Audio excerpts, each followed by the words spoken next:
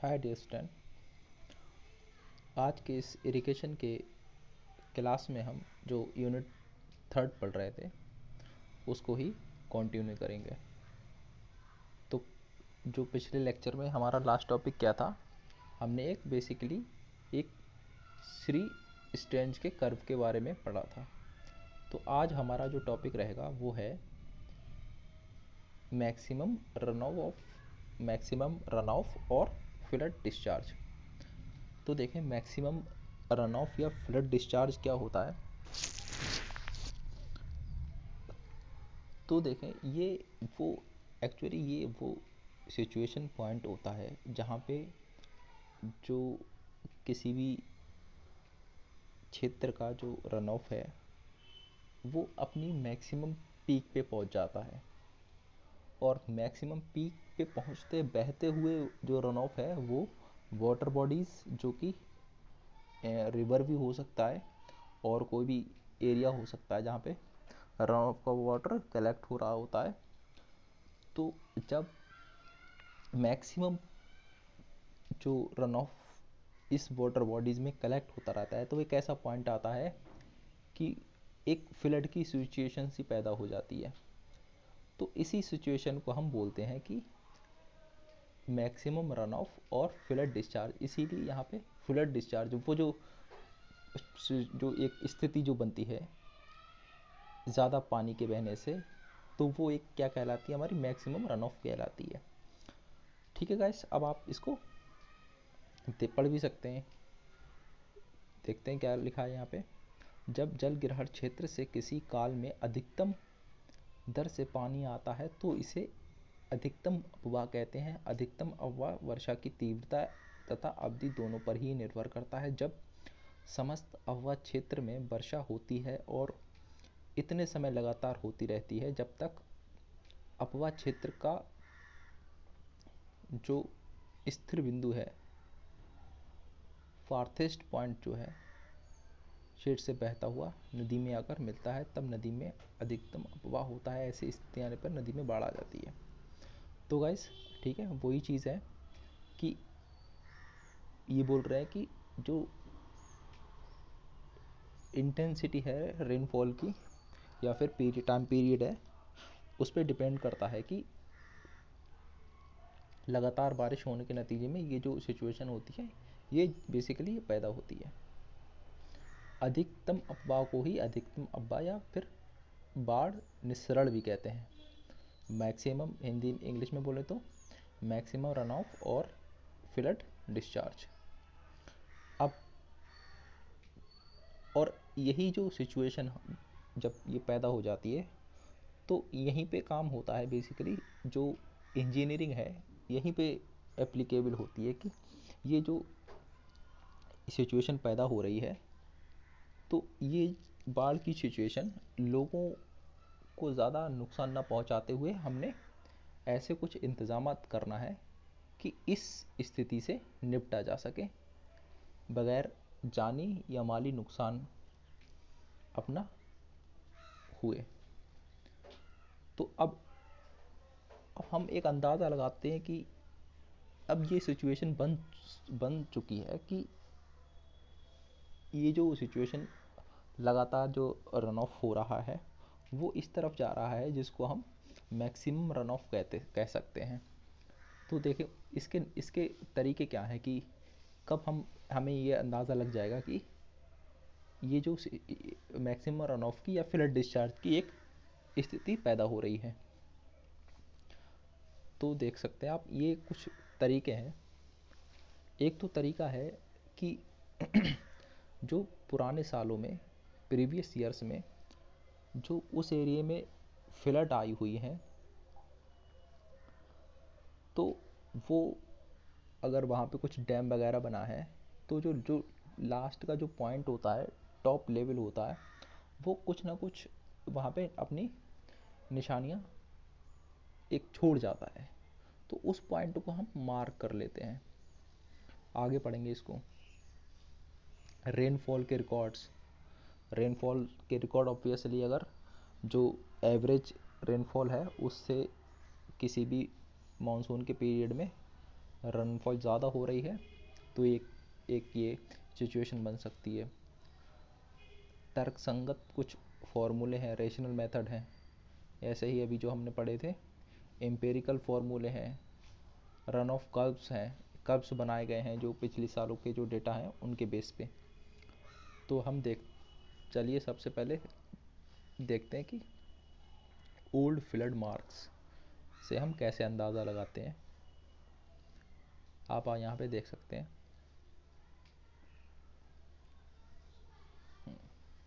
देखें जैसा कि हमने अभी बताया कि जब किसी नदी में बाढ़ आती है तो किनारे के पास उगे वृक्षों या अन्य पकी संरचनाओं पर जो टॉप लेवल होता है वहाँ पे कुछ ना कुछ निशान उसके रह जाते हैं।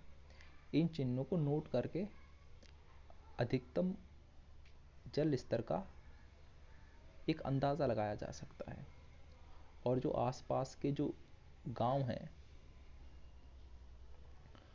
और उस लेवल पे आने से पहले हम आसपास का जो क्षेत्र है वहाँ पे जो लोग बसते हैं तो उनको एक अलर्ट जारी कर सकते हैं, जिससे उनको पहले ही वहाँ से इवैक्यूएट किया जा सके या फिर उनकी किसी भी तरह से वहाँ पे मदद हो सके। तो अब देन नेक्स्ट हमारा क्या रहता है, तो फिर हम क्या करते हैं, फिर उसका एरिया का स्लोप को निकाल कर जो रन ऑफ है वो हम फाइंड आउट कर सकते हैं। अब एक जो हमारा सेकंड तरीका क्या था, जो मैक्सिमम फ्लड है, डिस्चार्ज है, इसको फाइंड आउट करने का, तो देखते हैं क्या चीज़ है ये। यदि पिछले वर्षों का वर्षा का बाढ़ का रिकॉर्ड उपलब्ध है तो इसका अध्ययन करके सबसे अधिक वृष्टि वाले वर्ष में अधिकतम अपवाह ज्ञात किया जा सकता है। यदि पिछले 35 वर्षों के आंकड़े उपलब्ध हैं तो मान अधिक शुद्ध प्राप्त होगा। वर्षा के पुराने आंकड़ों से बाढ़ की फ्रीक्वेंसी के बारे में जानकारी मिलती है। तो गाइस कहने का मतलब ये है कि जब हम अपने जो रेनफॉल का डाटा है पिछली 35 ईयर्स का, उनको हम स्टडी करते हैं कि जो रेनफॉल का जो ग्राफ है या फ्रीक्वेंसी है वो किस तरह से वेरी कर रही है, क्या उनमें कोई एक पैटर्न है, कोई एक सिमिलरिटी है, तो उसी के बेस पे हम एक अंदाज़ा लगा सकते हैं कि इस ईयर में जो रेनफॉल की जो फ्रीक्वेंसी होगी वो अधिक रहेगी। ठीक है, और हम वहाँ पे एक अलर्ट जारी कर सकते हैं। अब कुछ रेशनल मेथड हैं, उनसे भी रन ऑफ के बारे में एक अंदाज़ा लगाया जा सकता है। तो देखिए वो क्या है, यहाँ पे कुछ फॉर्मूले दिए हैं। पहला क्या है, Q इक्वल टू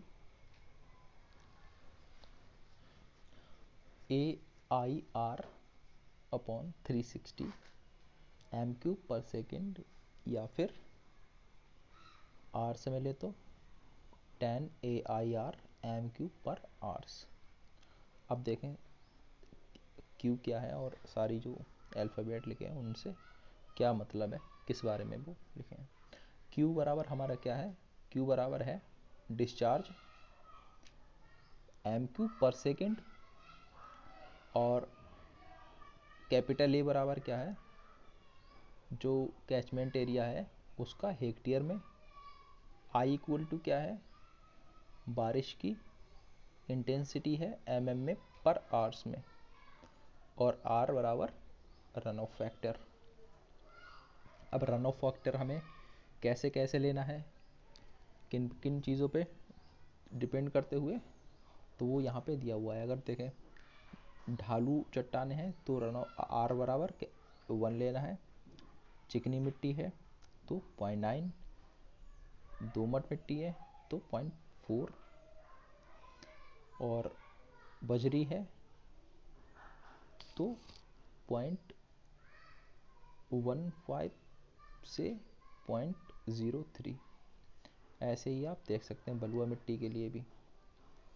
तो अब जो हमारा नेक्स्ट जो तरीका है मैक्सिमम फ्लड डिस्चार्ज के लिए, वो है कुछ एम्पिरिकल फॉर्मूले के द्वारा।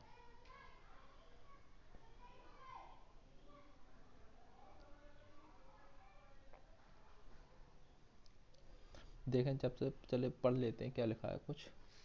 अधिकतम अपवाह ज्ञात करने के लिए आनुभविक सूत्रों का प्रयोग किया जा सकता है। इससे प्राप्त मान काफी शुद्ध एवं व्यवहारिक होते हैं, क्योंकि ये जल ग्रहण क्षेत्र के आकार, ढाल, क्षेत्रफल, वर्षा की अवधि, तीव्रता तथा पर्याप्त शोध परिणामों पर आधारित होते हैं। और आपत्ति केवल ये है कि इसमें दिए गए नियतांक निर्धारित करने का कोई सिद्धांत नहीं है। कहने का मतलब है जो एम्पिरिकल फॉर्मूले हैं वो काफ़ी हद तक हमें एक्यूरेट जानकारी देते हैं, लेकिन मसला सिर्फ एक ही है कि जो इन्होंने जो कांस्टेंट लिए हैं, ये जो गुणांक इन्होंने यूज़ किए हैं, तो कोई उसका पॉइंट नहीं है, कोई एक उसके रूल्स नहीं है। हो सकता है इन्होंने जो एक अपना जो होता है एक अंदाजे के थ्रू लिया हो, या फिर कोई बेसिकली उसके लिए कोई रूल्स नहीं है, कोई सिद्धांत नहीं है किस तरह से इन्होंने जो नियतांक यूज़ किए हैं वो किस तरह से किए हैं। तो अब देखते हैं कि जो एम्पिरिकल फार्मूले हैं वो क्या है। तो देखें अब यहाँ पे ये जो है रीव का एक फॉर्मूला यहाँ पे दिया हुआ है मैक्सिमम डिस्चार्ज के लिए। अब आप देखें इसको। ये सूत्र दक्षिण भारत के लिए अधिक उपयुक्त है। Q बराबर क्या है, Cm की पावर 2/3। Q इक्वल टू क्या है, हमारा डिस्चार्ज है, और M क्या है, M बराबर है कैचमेंट एरिया किलोमीटर स्क्वायर में, और जो C है वो है रन ऑफ कोफिशिएंट या फिर अपवाह गुणांक। और C किस तरह से लेना है वो आप यहाँ से देख सकते हैं। समुद्र तट से 80 किलोमीटर क्षेत्र के लिए कितनी लेनी है, 6.8, और इसी तरह से 80 से 160 8.4, हिली एरिया के लिए 10। डिकन फॉर्मूला इसी तरह से Q इक्वल टू Cm की पावर 3/4। तो Q बराबर क्या है, यू नो दैट,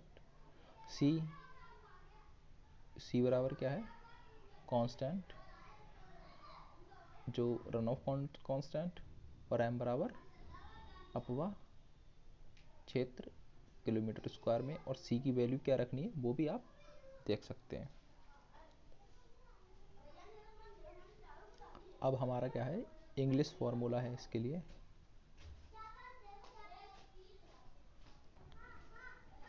तो इंग्लिश फार्मूला क्या है, इसमें एक कंडीशन है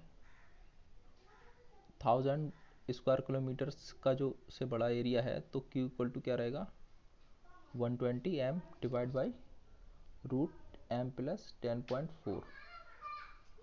Q इक्वल टू यहाँ पे क्या है, डिस्चार्ज है, और M बराबर क्या है, M बराबर कैचमेंट एरिया है स्क्वायर किलोमीटर में। और अगर 1000 किलोमीटर स्क्वायर का एरिया है, उससे उस तक का या फिर उससे कम, तो Q इक्वल टू हमें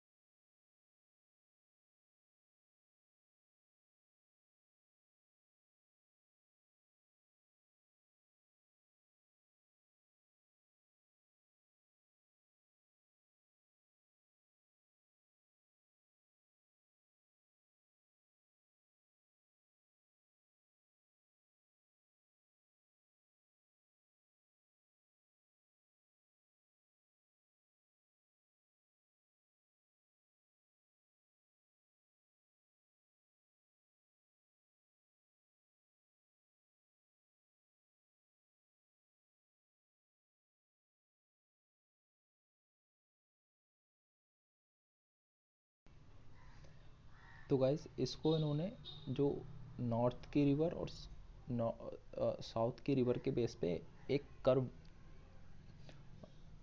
को तैयार किया है। तो देखें ऊपर क्या है, जो बाई डायरेक्शन है, तो इन्होंने इस तरफ लिया है, डिस्चार्ज लिया है, और फिर जो एक्स डायरेक्शन है उसमें इन्होंने कैचमेंट एरिया लिया है। तो अब जैसे कि पिछले ग्राफ को भी हमने समझा था, देख लेते हैं क्या है यहाँ पे। तो सबसे पहला पॉइंट क्या है, डिस्चार्ज। तो देखें अगर जो कैचमेंट एरिया की वैल्यू 2 है, जो कि किस में ली गई है, 1000 वर्ग किलोमीटर में, अगर 2000 वर्ग किलोमीटर का एरिया है, तो वहाँ पे डिस्चार्ज क्या रहेगा, नॉर्थ इंडिया के लिए डिस्चार्ज रहेगा लगभग 5 और 7 के बीच में। लेकिन जो साउथ की रिवर्स हैं उनके लिए ये वैल्यू कुछ कम रहेगी, लगभग 4 और 5 के बीच में।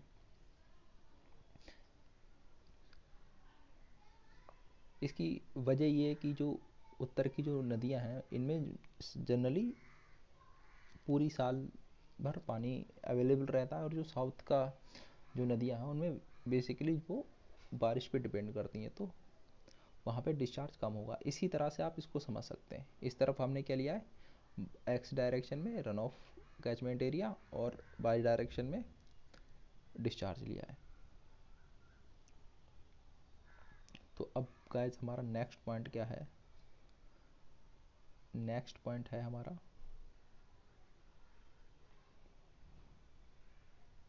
हाइड्रोग्राफ के बारे में। हाइड्रोग्राफ चलिए देखते हैं क्या होता है। ये बेसिकली एक डिस्चार्ज और एक टाइम पीरियड के बीच में एक रिलेशनशिप है।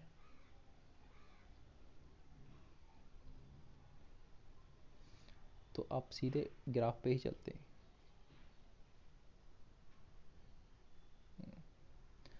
देखें बेसिकली ये क्या दर्शाता है कि किस किस टाइम पे डिस्चार्ज किस किस तरह से वेरी कर रहा है।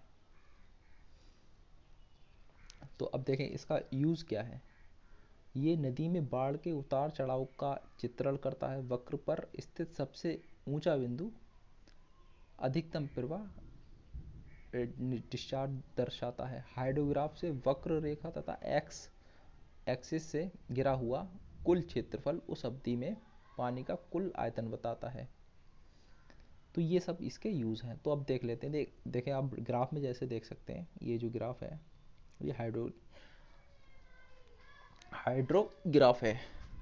तो देखें बाई डायरेक्शन में क्या है, डिस्चार्ज दिया हुआ है, और जो एक्स डायरेक्शन है और उसमें टाइम दिया हुआ है, और इन्होंने 24 घंटे का एक टाइम पीरियड लिया हुआ है। अब देखें, और इन्होंने एक जो 6 बजे की एक सिचुएशन ऐसी आई है कि जहाँ पे जो डिस्चार्ज है वो हमें मैक्सिमम प्राप्त हुआ है। तो यही तो हमने इससे पहले डिस्कस किया था कि जो मैक्सिमम डिस्चार्ज होगा, इसी सिचुएशन को हम क्या बोलते हैं, फ्लड डिस्चार्ज बोलते हैं। तो इन्होंने देखा क्या लिख दिया है उसको, जो हाईएस्ट पॉइंट है जहाँ पे 6 बजे के टाइम पे जो सबसे ज़्यादा जो हमें रन ऑफ मिला है, उसी पॉइंट को इन्होंने क्या बोला है, हाइड्रोग्राफ, फ्लड हाइड्रोग्राफ, की इस पॉइंट पे फ्लड आने का अंदेशा रहेगा। तो ये चीज़ थी फ्लड हाइड्रोग्राफ के बारे में। अब देखें, अब ये चीज़ है यूनिट हाइड्रोग्राफ।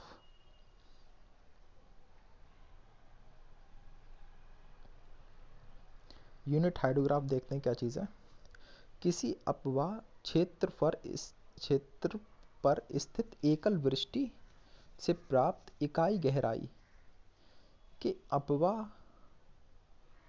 के जलालेख को इकाई जलालेख कहते हैं, परंतु एकल वृष्टि ऐसी वृष्टि हो जिसका अफवाह किसी अन्य कम अवधि वाले वृष्टि से कम ना हो। तो गाइस कहने का मतलब क्या है कि यूनिट हाइड्रोग्राफ क्या होगा कि जो एक टाइम पे जो बारिश हुई है और इससे जो प्राप्त जो गहराई है वो एक यूनिट जब होती है, तो ऐसे समझ लें इस चीज़ को कि एक टाइम पे जो बारिश हुई और से प्राप्त जो हमें 1 सेंटीमीटर रन ऑफ जो होगा, और ये जो ग्राफ बनेगा 1 सेंटीमीटर का रन ऑफ किसके नतीजे में, एक बार की बारिश में, तो इसको क्या बोलेंगे हम, यूनिट हाइड्रोग्राफ बोलेंगे इसको। तो गाइस अब हमारा जो नेक्स्ट टॉपिक है वो है डिस्चार्ज मेजरमेंट। डिस्चार्ज मेजरमेंट क्या चीज़ है?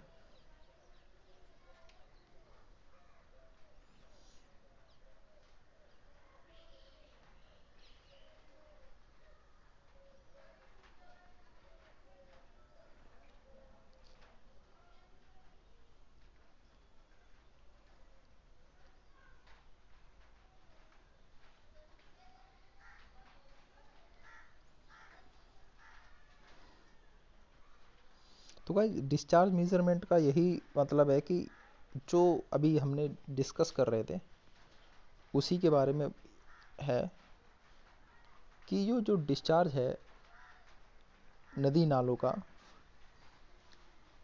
ठीक है, तो इसको हमने किस तरह से इसकी मेजरमेंट करनी है, हमें पता कैसे लगेगा कि इन ये जो सोर्स हैं रन ऑफ के, इनसे जो डिस्चार्ज आ रहा है वो कैचमेंट पे किस तरह से अफेक्ट करेंगे। तो ये चीज़ हमें पता होना चाहिए, क्योंकि हमें क्या करना है, अल्टीमेटली जो हमें एक जो बाढ़ की जो सिचुएशन है, बाढ़ की जो स्थिति है, इसको अवॉइड करना है। और अवॉइड ना कर सके तो कम से कम हमने क्या करना है, उसको पहले से ही एग्जामिन करके कि ये एक सिचुएशन बन रही है और यहाँ के जो पर्टिकुलर किसी क्षेत्र में जो लोग रह रहे हैं वहाँ का उनका कोई जानी माली नुकसान ना हो, और उनको हम पहले ही एक ख़तरे की पोजीशन से निकाल सकें। तो ये चीज़ हमारे लिए ज़रूरी रहती है कि हमें जो नदी नालों का जो डिस्चार्ज है वो भी पता हो। तो अब आप देख लें, पढ़ लें क्या चीज़ लिखा है।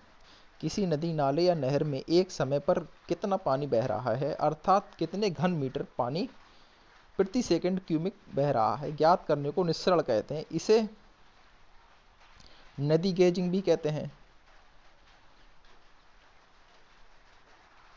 ये जो गाइस हाइलाइटिंग पॉइंट है ना, इनको ज़रा आप याद रखना, ये ऑब्जेक्टिव बन सकते हैं कि पूछ सकता है नदी गेजिंग क्या होती है। नदी गेजिंग, और ये जो ऊपर की लाइन है ये देगा और आपको कई 4 ऑप्शन दे देगा। निस्सरण मापन में टाइम का उल्लेख आवश्यक है क्योंकि नदी नालों में निस्सरण समय के साथ घटता बढ़ता रहता है। सामान्यतः 1000 वर्ग स्क्वायर किलोमीटर क्षेत्रफल के लिए एक निस्सरण मापन स्थल लिया जाता है। पहाड़ी क्षेत्रों में 300 स्क्वायर किलोमीटर क्षेत्र के लिए एक स्थल चयन किया जाता है।